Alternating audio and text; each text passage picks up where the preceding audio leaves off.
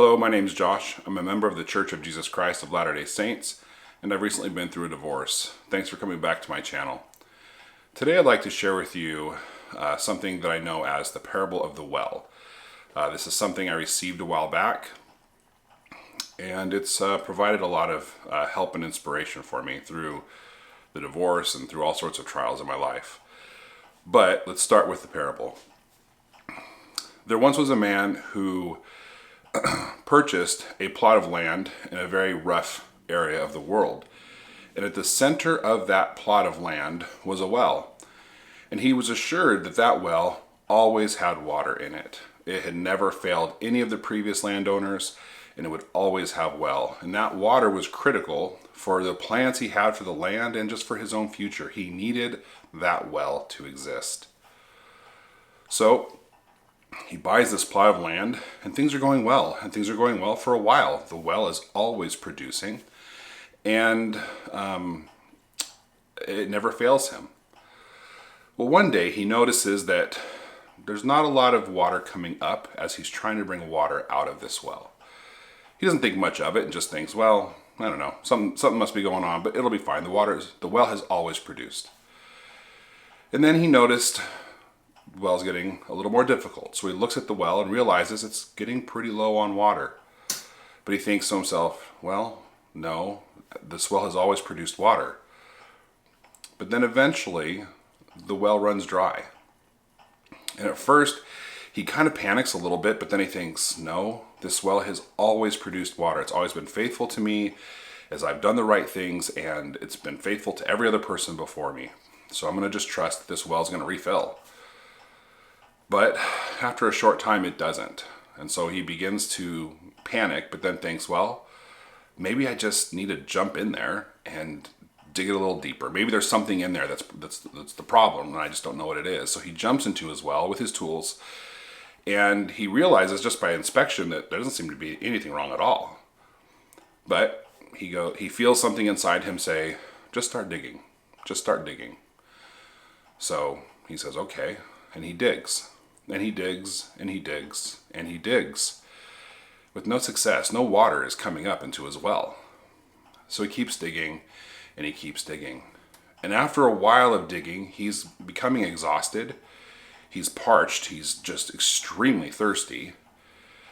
But he keeps on digging. He just goes, okay, I just got to keep digging. I know if I keep digging, this well will come back. So after a longer period of time, he gets to a point where he is just exhausted, physically exhausted. And he doesn't know what to do.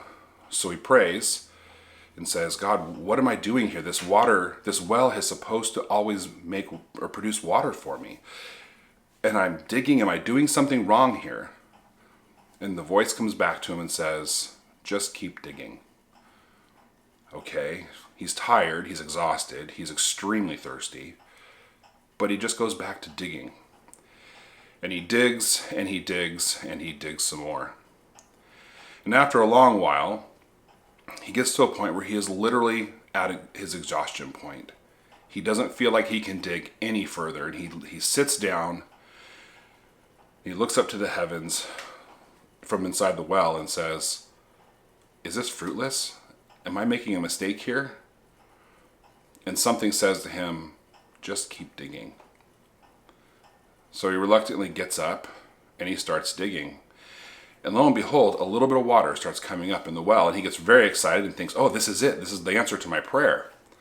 And he starts lapping up the water just to quench his thirst. But that's all that happens. Just enough water to quench his thirst. But he thinks to himself, well, I know I'm in the right vicinity, so I'm going to start widening this well. I'm going to try widening everything out and seeing if maybe I can find something here. It doesn't work, but he still has a little bit of hope from that water that he had, just a little bit of hope. So he keeps on digging, and he digs, and he digs, and he digs. And he gets to a point where his hands are blistered. His body, he doesn't think, can dig any further. He is now mentally fatigued. He's emotionally scared and fatigued from all the fear and excitement that he's been feeling. And he doesn't know if he can go any further. Literally because of exhaustion and his blisters and his arms and his shoulders and his back, everything hurts. he doesn't know if he can go any further. So he sits down and he thinks, God, why have you cursed me like this? What have I done? I didn't do anything. And something inside him says, just keep digging. He thinks, for what? Why would I keep digging? Nothing's happening. I'm dying here. I think I'm literally dying here. What am I supposed to do? And the voice comes back to him again and says, just keep digging. So he gets up with what little energy he has, and he digs, and he digs. And again, a little bit of water comes up. And he laps that water up and thinks, okay, this is it. And again, it's just enough water to quench his thirst. After that, he feels excited again, a little less excited, this time kind of unsure, because this has happened before. But he keeps digging. He thinks, okay, I think I'm on the right track. This has to be me on the right track, because this water indicates that that's what's happening here. So he digs some more until he hits a point again of just complete exhaustion. And he asks the Lord again, am I doing the right thing? I just don't know. I feel like I've done something wrong here. And the voice comes back, just keep digging. Now this process repeats itself over time of little bits of water coming up and giving him some hope and just giving him just enough to kind of quench the thirst, keep him from dying per se, but it's not enough to fill him up. And it's not enough to sustain his land and his dreams and everything he had hoped for. And he gets to a point where he thinks all of that is lost. But now he's dug in so deep into this well, there's no climbing out. There's no turning back. He's listened to this little voice in him that's told him to keep digging, and it's either this or nothing. And he's at the point where he's almost delirious. He's given everything. He's gone so far beyond his own limits, well, at least what he thought were his limits, that now he's at a point where he's just running almost on instinct. And this time, finally, after this process has continued, water starts coming up, and he looks at the water, and he thinks, well, he drinks it because he's thirsty. But he thinks, okay, this is just going to be another one of those little teases. He doesn't believe that this is going to fill the well. It's just going to tease him again. But this time, he drinks up the water, and it refills. And then he notices it fills a little higher, and a little higher, and a little higher. And now he's getting excited. He's like, wait, what? Is it happening? Is this actually happening now? And he starts climbing out of the well, and he notices that the water in the well is rising. And he climbs out of the well, and he watches as the well fills up again. And he drinks, and he drinks, and he drinks deeply from this well. And he prays to the Lord, and he says, Lord, thank you for providing this water. This is what I've been waiting for so long for, and I actually thought it was never going to come. I thought maybe I had just made a mistake, and it was never going to come, but it has. And he thanked the Lord for that. And he drank, until he was full. He spent the next couple days watering everything he had to water. And every time he would do it, he felt thankful that this well was back. And he had joy in his heart. A couple days later, he walks to the well, and he's thinking about this experience, this whole experience of this long, prolonged period of time where he had to keep digging this well, and what a torturous experience for him it was. And he says, he sits along right next to his well, and he thinks, Lord, why did I have to go through that? I mean, this well has always produced for everyone else. Why? It has always produced for me previous to this. Why did I have to do this? Why? What did I do something wrong? What? Tell me why. I don't understand. And the Lord answered him and said, I want you to turn around and look. Look how deep that well is now. Look, you widened it, you made it deeper. Because of all that work, now that well holds a lot more water than it could ever hold before. And you're going to need that water in the future, because there are going to be hard times, and you're going to need more water than that well was able to hold, not just for you, but so that you can sustain those around you. I did this to prepare you for the future, because I knew you would need it.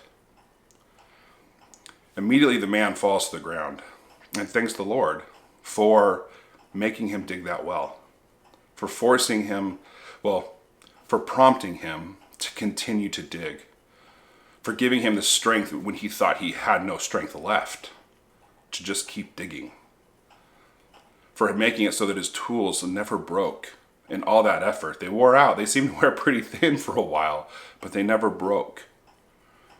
But ultimately, he thanked the Lord for the entire experience because he saw the wisdom in it now that he never saw in it before. So that's the parable of the well. And that's a parable that came to me a long time ago, during a different period of my life, when I had some different struggles. And it explained to me why I had to go through some things that I had to go through. But that parable carried me through my divorce.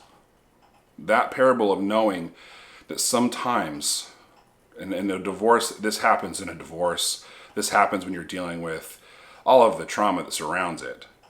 Sometimes you're digging and you're looking for answers and you're looking to see if the Lord's there and you just don't know. And you question yourself and you think everything's wrong. There's nothing to have hope for again. Maybe everything is destroyed for my future. And despite all the effort you're putting into trying to either repair your marriage or to survive a divorce or to help your kids, you feel like you're failing. But something inside you tells you, just keep digging. So this parable, for me, helped me get through the divorce. And I can tell you that those earlier experiences in my life made it so I had water enough to carry through my divorce and all the other trials that I've had. And it served to strengthen me. And so that not only just strengthen me, but make it so I can share that with my family, with my children, and with others who I care about. So I share this with you today because I kind of felt prompted to. It's something I've always relied on for ever since it's happened. I relied on that parable and my experience. I hope it means something to you. I hope you can take it and use it for whatever it's worth in your life. But I do know we all have struggles, and some of them we wonder why we're going through those. But just remember that sometimes the Lord needs you to dig your well a little deeper so that he can put more water into it, so that he can get you through the next thing, or that you can share that water with those around you. And that water obviously being the living water of the Savior and our testimony of him. So, my name is Josh.